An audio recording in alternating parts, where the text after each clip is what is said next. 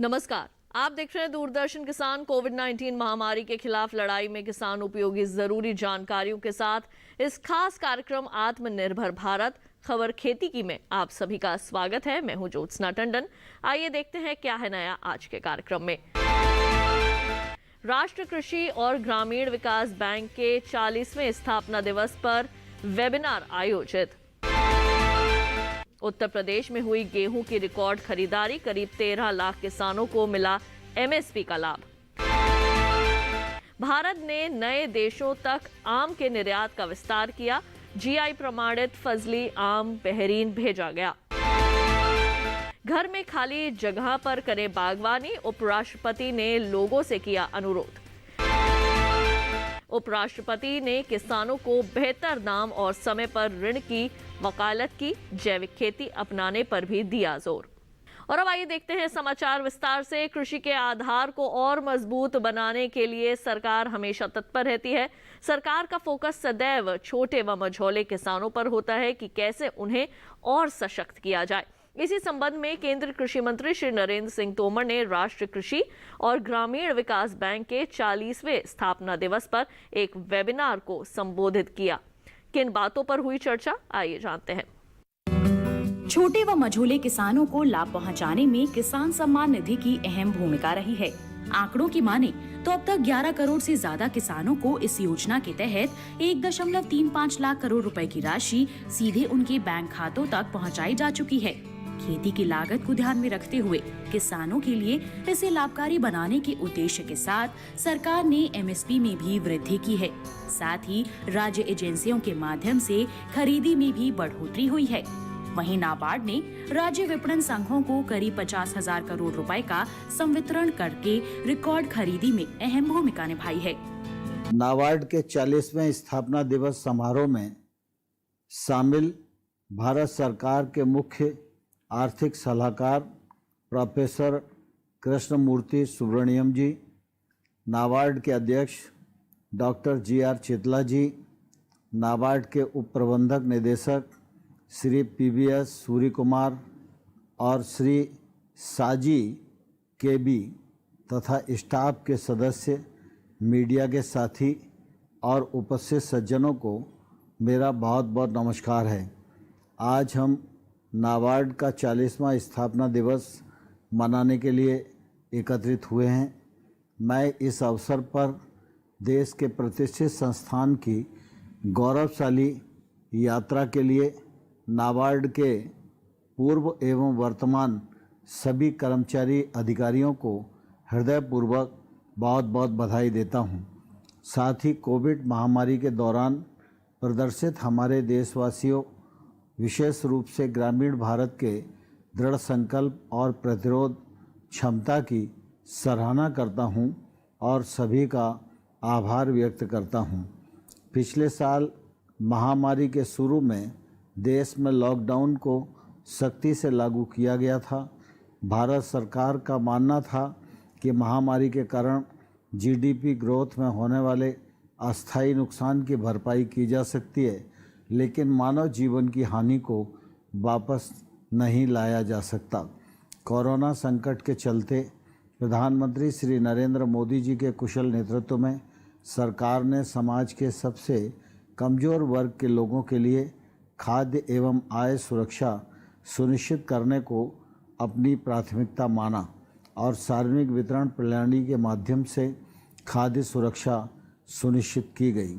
साथ ही पेंशन भोगियों, विधवाओं और अन्य निर्धन महिलाओं को और जनधन खाते जिन महिलाओं के खोले गए थे, उन्हें डीबीटी के माध्यम से 30,000 करोड़ रुपए से अधिक की सहायता सुनिश्चित की गई है। प्रधानमंत्री गरीब कल्याण योजना देश में संचालित की गई है। इसके अलावा कोरोना संकट के दौर में हमारे मजदूर भाइयों बहनों के हितों को ध्यान में रखते हुए केंद्र सरकार ने मनरेगा के लिए 50,000 करोड़ रुपए का अतिरिक्त फंड अलॉट करने के साथ ही व्यवसायों के लिए ऋण स्थगन व तरलता सुविधा प्रदान करने की योजना भी संचालित की है। बरसों बरस से मजबूती दिखाते आया। हमारा कृषि तथा ग्रामीण क्षेत्र इस महामारी के दौर में भी बहुत ताकत से डटा रहा तथा इसने भारतीय अर्थव्यवस्था में अपना योगदान दिया है। किसान भाइयों और बहनों के अथक परिश्रम, वैज्ञानिकों की कुशलता तथा सरकार की किसान हितैषी नीतियों एवं गांव की प्रगति के संकल्प ने कोरोना में आशा की एक नई किरण दिखाई है। बाधाओं के बावजूद देश में खाद्यान्न आपूर्ति में कोई कमी नहीं आने दी। वास्तव में महामारी के दौरान कृषि क्षेत्र ने आस जगाए रखी है। खेती से जुड़े वर्ग के धैर्य एवं दृढ़ता का सुफल है कि बीते वित्त वर्ष में कृषि व संबद्ध क्षेत्र ने लगभग 3.5% की विकास दर दर्ज की है। कोरोना संकट होने पर भी खरीफ और रबी की बुआई पहले से ज़्यादा हुई, जिसमें वित्त वर्ष 2021 में खाद्यान्न उत्पादन 305.4 मिलियन टन के रिकॉर्ड स्तर पर पहुंच गया है, जो पिछले वर्ष की तुलना में 8 मिलियन टन अधिक है। वर्ष 2021 में बागवानी फसलों के उत्पादन भी 326.6 मिलियन टन के रिकॉर्ड स्तर पर पहुंच गया है और यह प्रगति अभी थमी नहीं है बल्कि सतत जारी है। इतना ही नहीं, महामारी के बावजूद मई 2020 से भारत का कृषि निर्यात भी बढ़ा है, जिसमें अनाज का योगदान सबसे अधिक है। कृषि और संबंधित उत्पादों का निर्यात वर्ष 2020-21 के दौरान 17.34% से बढ़कर $41 बिलियन हो गया है। इन सभी उपलब्धियों के लिए हमारे ऊर्जावान, उत्साही अन्नदाताओं, कृषि वैज्ञानिकों तथा केंद्र व राज्य सरकारों के कृषि विभाग की सारी टीमों का मैं हृदयपूर्वक अभिनंदन करता हूं। प्रधानमंत्री श्री मोदी जी के नेतृत्व में भारत सरकार ग्रामीण जनजीवन को बेहतर बनाने और किसानों की आमदनी बढ़ाने की दिशा में लगातार काम कर रही है। नाबार्ड जैसे सहयोगी संस्थानों ने भी केंद्र सरकार की नवोन्मेषी नीतियों और सुधारों को आगे बढ़ाने में मदद की है। छोटे और मझोले किसानों की प्रगति सरकार का प्रमुख लक्ष्य है। ऐसे हमारे 11 करोड़ से अधिक किसानों को ऐतिहासिक प्रधानमंत्री किसान सम्मान निधि स्कीम के तहत अभी तक 1,35,000 करोड़ रुपए की राशि सीधे उनके बैंक खातों में पहुंचाई जा चुकी है। खेती की किसान लागत को ध्यान में रखते हुए किसानों के लिए इसे लाभकारी बनाने के उद्देश्य के साथ भारत सरकार ने MSP में सतत वृद्धि की है और राज्य एजेंसियों के माध्यम से खरीदी में भी बढ़ोतरी हुई है। यह उल्लेखनीय है कि नाबार्ड ने राज्य विपणन संघों को लगभग 50,000 करोड़ रुपए का संवितरण करके इस रिकॉर्ड खरीद में महत्वपूर्ण भूमिका निर्वहन की है। भारतीय कृषि क्षेत्र में छोटे और सीमांत किसानों को समय पर ऋण उपलब्ध कराना अत्यंत महत्वपूर्ण है, जिसके लिए कोरोना महामारी के दौरान भी सरकार ने सभी PM किसान लाभार्थियों को किसान क्रेडिट कार्ड उपलब्ध कराने के लिए मिशन मोड में एक अभियान सफलतापूर्वक चलाया। चालू वित्तीय वर्ष के बजट में इस क्षेत्र में 16.5 लाख करोड़ रुपए ऋण देने का लक्ष्य रखा गया है। संतोष की बात है कि नाबार्ड ने सहकारी तथा क्षेत्रीय ग्रामीण बैंकों के जरिए किसानों को रियायती दर पर फसल ऋण उपलब्ध कराया है। 7 साल में यह राशि 6.5 लाख करोड़ रुपए है। सरकार ने कृषि विपणन में भी सुधार किया है। एकीकृत राष्ट्रीय कृषि बाजार यानी ई-नाम मंडियां अभी 1000 है। चालू साल में 1000 मंडियों को इस पोर्टल से और जोड़ा जाएगा। ऑपरेशन ग्रीन्स स्कीम और किसान रेल की शुरुआत भी इस दिशा में ऐतिहासिक कदम है। फल सब्जियों को खेतों से उपभोक्ता शहरों तक पहुंचाकर नुकसान में कमी लाई जा रही है। 10,000 नए किसान उत्पादक संगठन अर्थात एफपीओ बनाने की शुरुआत भी हो चुकी है, जो सामूहिकता के मॉडल पर काम करेंगे। 5 साल में इन एफपीओ के गठन पूरा करने का लक्ष्य रखा गया है। मुझे प्रसन्नता है कि इस महत्वाकांक्षी स्कीम के क्रियान्वयन में नाबार्ड अग्रणी भूमिका निभा रहा है। ग्रामीण और कृषि आधारभूत संरचनाओं पर जोर देते हुए आत्मनिर्भर भारत अभियान के अंतर्गत माननीय प्रधानमंत्री जी ने कृषि एवं संबद्ध क्षेत्रों के विकास के लिए 1.5 लाख करोड़ रुपए से अधिक के पैकेज दिए हैं, जिनका लाभ देश में खेती किसानी को मिलेगा। इसमें 1 लाख करोड़ रुपए की विशेष कृषि आधारभूत संरचना निधि द्वारा निवेश को बढ़ावा देना प्रमुख उद्देश्य है। किसानों को अब सरकार से 3% ब्याज एवं ऋण गारंटी के साथ वित्तीय सहायता मिलेगी। इस योजना में नाबार्ड भी अहम भागीदार है, जिसने 45,000 प्राथमिक कृषि सहकारी समितियों को वन स्टॉप शॉप के रूप में विकसित करने का लक्ष्य रखा है।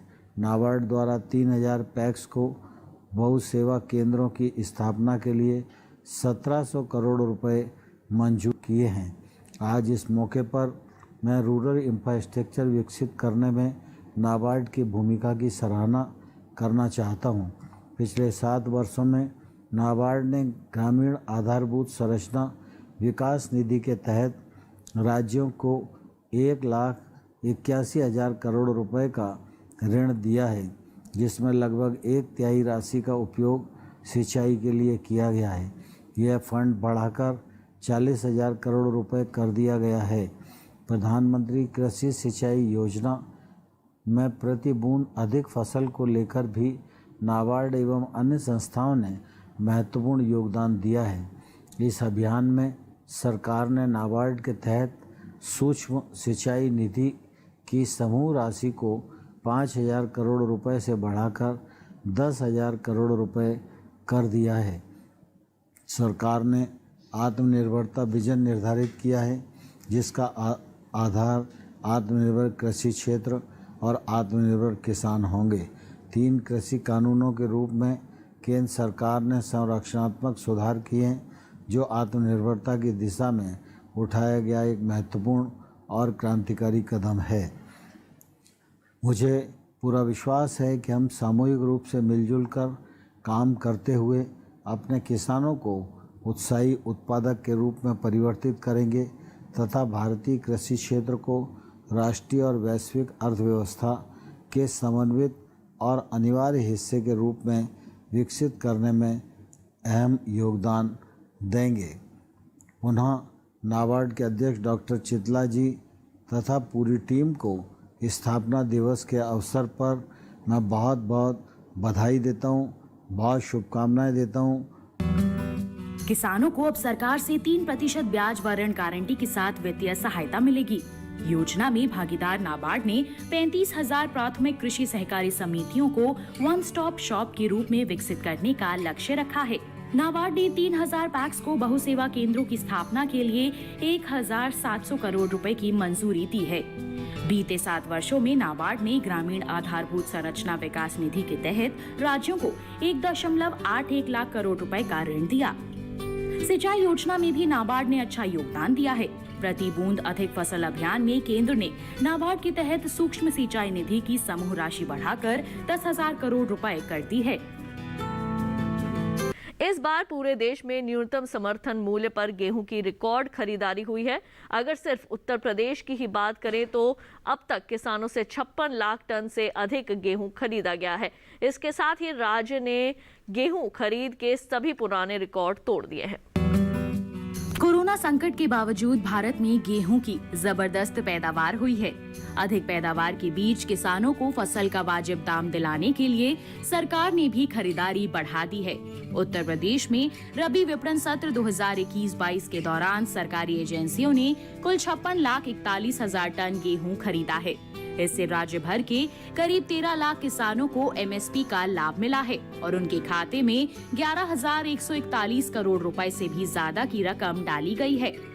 2020-21 के दौरान सिर्फ 6,64,000 किसानों से 35,77,000 टन गेहूं खरीदा गया था। इस तरह इस साल की खरीदारी पिछले साल से 58% ज्यादा है। वैसे ज्यादातर राज्यों में रबी विपणन सत्र 2021-22 के लिए गेहूं की खरीद का काम पूरा हो चुका है। 8 जुलाई तक के आंकड़े बता रहे हैं कि देश भर में इस साल रिकॉर्ड 4,33,32,000 टन गेहूं की खरीद की गई है, जबकि पिछले साल 3,89,92,000 टन ही गेहूं खरीदा गया था। धान की खरीद के मामले में भी उत्तर प्रदेश काफी आगे रहा है।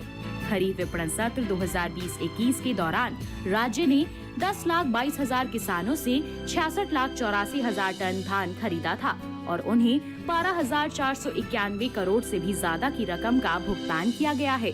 उत्तर प्रदेश के इतिहास में धान की ये अब तक की सबसे बड़ी खरीद है। दूसरी ओर देश भर में 8 जुलाई तक 8,66,00,000 टन से अधिक धान खरीदा गया है। इसमें खरीफ फसल के दौरान हुई खरीदारी भी शामिल है। समय हो चला है एक छोटे से ब्रेक का। जल्द लौटेंगे वापस अन्य जानकारियों के साथ। आप देखते रहिए दूरदर्शन किसान। कोरोना वायरस के खतरे से बचते हुए फसल की कटाई, बिक्री, खरीद, नई फसल की जुताई और बुआई सुरक्षित हो सकती है अगर हम लगातार हाथों को साबुन और साफ पानी से नियमित अंतराल पर धोते रहें। नाक, मुंह को मास्क, गमछे या कपड़े से ढक कर रखें। आंख, कान, नाक, मुंह न छुएं। आपस में 2 गज की दूरी बनाए रखें। मास्क और 2 गज की दूरी के मंत्र को अभी हमें छोड़ना नहीं है। फसलों की बुवाई एवं कटाई करते समय आपस में कम से कम 2 गज की दूरी बनाए रखें। फसल की कटाई करने के बाद छोटे छोटे ढेरों में इकट्ठा करें। कृषि के औजारों की समय समय पर सफाई करें। एक दूसरे के साथ औजारों की अदला बदली न करें। श्रमिकों के शौचालयों और हाथ धोने की जगह की ठीक से सफाई जरूरी है। बुआई, कटाई एवं मड़ाई के दौरान इस बात का ध्यान रखें कि इन स्थानों के आसपास कोई थूके नहीं। कंबाइन, हार्वेस्टर, थ्रेशर, जुताई और बुआई की मशीनों को इस्तेमाल से पहले साफ करें। मशीनों के इस्तेमाल से पहले और इस्तेमाल के बाद हाथ साबुन से साफ करें। वाहनों, बोरियों, थैलियों और पैकिंग के दूसरे सामान की साफ सफाई पर भी खास ध्यान दें। खरीद केंद्र पर आने से पहले किसानों एवं श्रमिकों की जांच। खरीद केंद्रों पर भीड़ न लगाएं एवं किसानों को बारी बारी से बुलाएं। गोदामों पर खरीदी हुई फसल को लेने में शीघ्रता करें ताकि किसानों एवं श्रमिकों को रुकना ना पड़े। कोरोना के खतरे से बचाव और अधिक जानकारी के लिए आरोग्य सेतु ऐप डाउनलोड करें। देश में खाद्य सुरक्षा के ये सिपाही भोजन की निरंतर उपलब्धता को सुनिश्चित करते हैं। किसान स्वस्थ रहें तभी हम कोरोना वायरस से जीत पाएंगे, आगे बढ़ पाएंगे। किसान सबल, देश प्रबल। ब्रेक के बाद एक बार फिर आप सभी का स्वागत है कार्यक्रम आत्मनिर्भर भारत में। आइए कार्यक्रम में बढ़ते हैं आगे। हमारे देश में टेरेस गार्डन यानी कि छत पर बागवानी का चलन बढ़ता जा रहा है। छत पर आमतौर से फूल और सब्जियां उगाए जाते हैं। आकार में छोटे और वजन में हल्के होने की वजह से ये पौधे छत पर उगाए जाने में अनुकूल हैं। इसी संबंध में उपराष्ट्रपति वेंकैया नायडू को एक पुस्तक भेंट की गई जिसका नाम है टेरेस गार्डन मिड थोटा।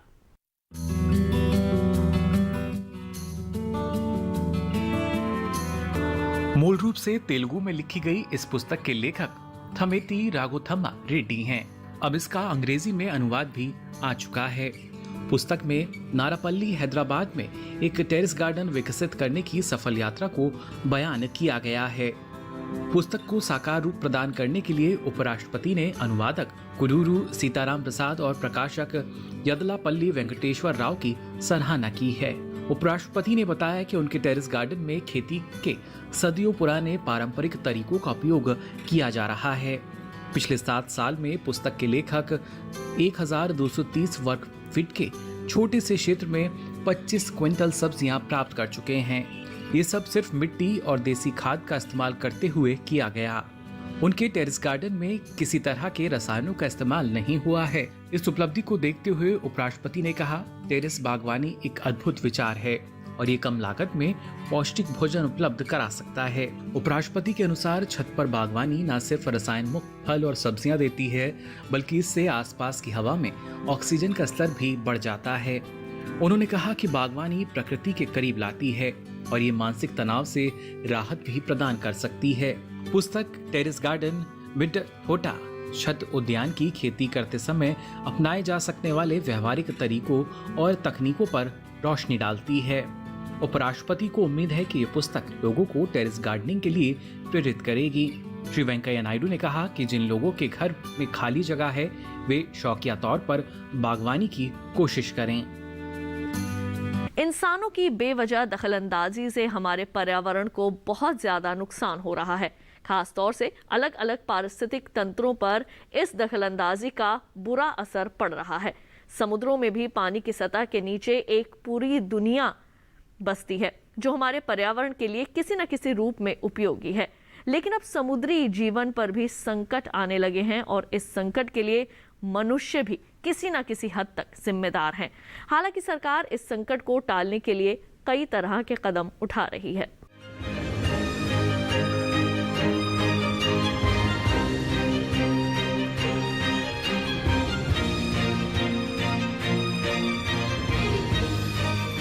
जब भी पर्यावरण संरक्षण की बात आती है तो हमारा सारा ध्यान जंगलों या बस्तियों की ओर जाता है।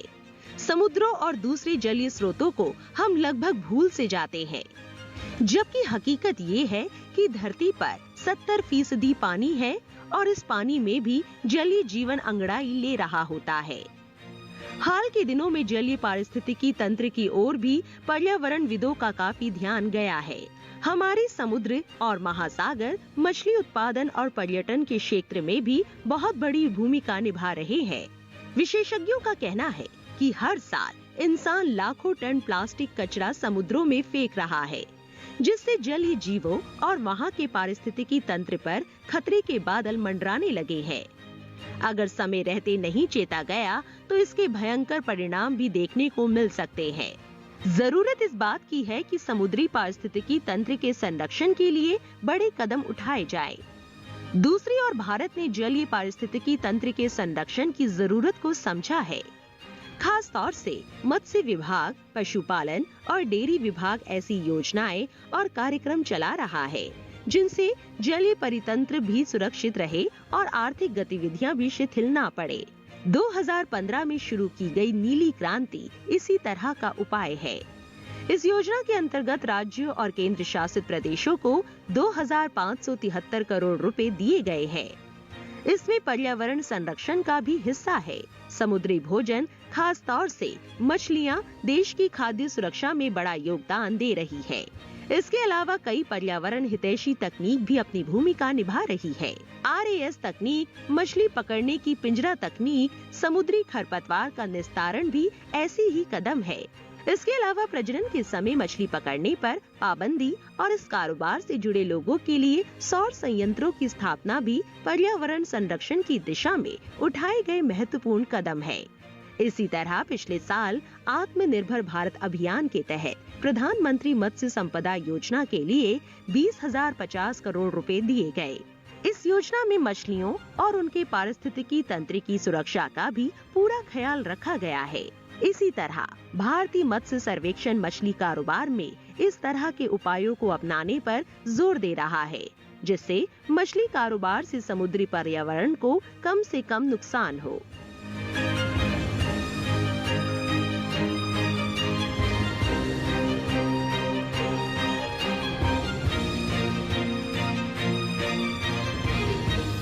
समय हो चला है एक और छोटे से ब्रेक का। जल्द लौटेंगे वापस कुछ और जानकारियों के साथ। आप बने रहिए, देखते रहिए दूरदर्शन के साथ। खुशहाल होंगे खेत, पशु रहेंगे स्वस्थ, सरकारी स्कीम का होगा लाभ, जब एक्सपर्ट्स का मिलेगा साथ, आपके सवाल विशेषज्ञों के जवाब, सिर्फ एक फोन कॉल की दूरी पर। देखिए किसानों का अपना प्रोग्राम हेलो किसान, सोमवार से शुक्रवार शाम 6 बजे से सिर्फ दूरदर्शन किसान पर। ब्रेक के बाद एक बार फिर आप सभी का स्वागत है कार्यक्रम आत्मनिर्भर भारत में। आइए बढ़ते हैं आगे, कुछ और जानकारियां आपको दें। उपराष्ट्रपति एम वेंकैया नायडू ने कहा कि देश में कृषि को बनाए रखने के लिए किसानों को बेहतर मूल्य और समय पर किफायती कर्ज उपलब्ध कराया जाना जरूरी है। ऐसा करने से भारत न सिर्फ आत्मनिर्भर बना रहेगा बल्कि आगे आने वाले समय में दुनिया की जरूरतों को भी पूरा कर सकेगा।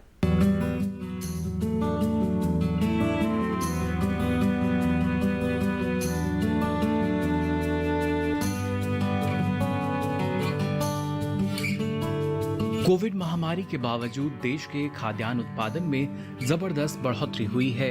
उपराष्ट्रपति ने कहा कि कृषि को अधिक लाभकारी बनाने के लिए इस समय भंडारण क्षमता बढ़ाने, फसल परिवहन पर प्रतिबंध हटाने और खाद्य प्रसंस्करण को प्रोत्साहित करने पर ध्यान देना जरूरी है। श्री वेंकैया नायडू ने कहा कि किसानों को उत्पादन बढ़ाने के साथ साथ लागत में कटौती पर ध्यान देना चाहिए। साथ ही पानी और बिजली जैसे संसाधनों का सोच समझकर इस्तेमाल करना चाहिए। हैदराबाद स्थित डॉक्टर मेरी चन्ना रेड्डी मानव संसाधन विकास संस्थान में पूर्व सांसद येल्लामंचिली शिवाजी की पुस्तक पल्लेकू पट्टाभिषेकम का विमोचन करते हुए उपराष्ट्रपति ने कहा कि गांव और कृषि सहज रूप से आपस में जुड़े हुए हैं और हमें अपने गांवों में ग्राम स्वराज्य लाने के लिए उनसे जुड़े मुद्दों को हल कराना होगा। लाभकारी परिणाम हासिल करने के लिए उन्होंने किसानों को प्रयोगशाला और खेतों के बीच मजबूत संबंध बनाने का भी सुझाव दिया और वैज्ञानिकों से जलवायु और सूखे का सामना करने में सक्षम बीज विकसित करने को कहा। शहरों और गांवों के बीच बढ़ते विभाजन की बात करते हुए श्री नायडू ने कहा कि गांवों को सिर्फ शहरों को भोजन की आपूर्ति करने वाले कारखानों के रूप में नहीं देखा जाना चाहिए। कृषि में बढ़ती लागत को देखते हुए उपराष्ट्रपति ने सुझाव दिया कि प्राकृतिक और जैविक खेती में लागत घटाने और किसानों को स्थिर आय प्रदान करने की अपार संभावनाएं हैं। उन्होंने कहा कि ऑर्गेनिक उत्पादों की बढ़ती मांग ने प्राकृतिक खेती को बड़े पैमाने पर अपनाने का अवसर दिया है। श्री नायडू ने यह भी कहा कि ज्यादा और सुनिश्चित आय के लिए किसान मुर्गी पालन, डेयरी फार्मिंग, मछली पालन, बागवानी और जल कृषि में भी प्रवेश करें। उनके अनुसार जो किसान अपने उत्पादन में विविधता लाते हैं उन्हें फसल खराब होने पर नुकसान का सामना करने की संभावना कम रहती है। युवाओं की भूमिका पर बोलते हुए उपराष्ट्रपति श्री वेंकैया नायडू ने किसानों, शोधकर्ताओं, वैज्ञानिकों और कारोबारियों के रूप में कृषि में नई पीढ़ी की अधिक से अधिक भागीदारी का आह्वान किया।